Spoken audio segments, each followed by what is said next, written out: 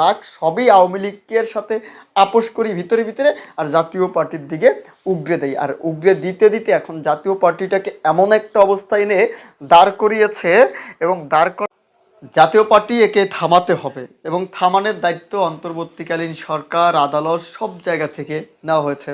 রাজনৈতিক দলগুলো আগেই নিয়েছে। তো এই জাতীয় পার্টিকে থামাতে এখন তারা সফল হচ্ছে।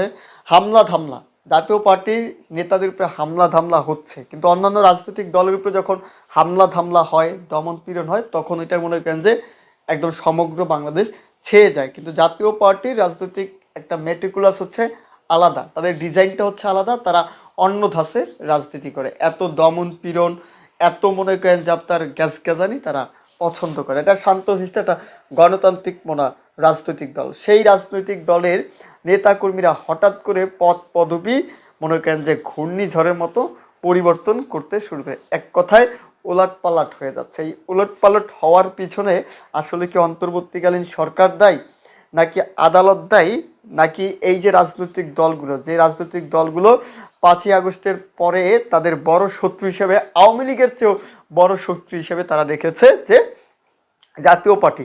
তারা আওয়ামী লীগের বিষয়ে খুবই নড়বড়ে অবস্থা, আওয়ামী লীগকে খুব কাছে পেতে চায়, আওয়ামী লীগের সান্নিধ্য পেতে চায়। কিন্তু এই জাতীয় পার্টির বিষয়ে তারা নাছোড়বান্দা, তারা জাতীয় পার্টিকে ছাড়বে না। আওয়ামী লীগের যারা নেতা লব্বন যারা রয়েছে তারা সবাই ভারতে অবস্থান করছে। ভারতে অবস্থান করার পরেও তারা কোনো দিনেই বলে না যে আওয়ামী লীগ ভারত বিরোধী বা ভারতের পক্ষ, হয়তো ভারত ঘেঁষা।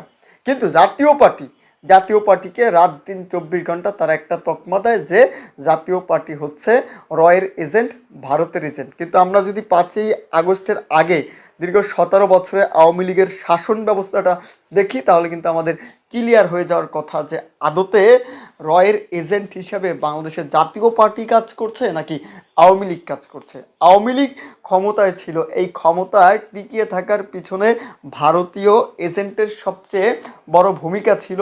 এইটা না বলে আমরা বলি যে রয়ের এজেন্টের কারণেই বা এজেন্টিসিনের কারণেই হয়তোবা জাতীয় পার্টি টিকে ছিল। এই হচ্ছে আমাদের চিন্তা চেতনা। আর সেই চিন্তা চেতনা থেকেই আমরা মনে করেন যতটুকু ক্ষোভ রাগ সবই আওয়ামী লীগের সাথে আপোষ করি ভিতরে ভিতরে, আর জাতীয় পার্টির দিকে উগরে দেয়। আর উগরে দিতে দিতে এখন জাতীয় পার্টিটাকে এমন একটা অবস্থায় এনে দাঁড় করিয়েছে, এবং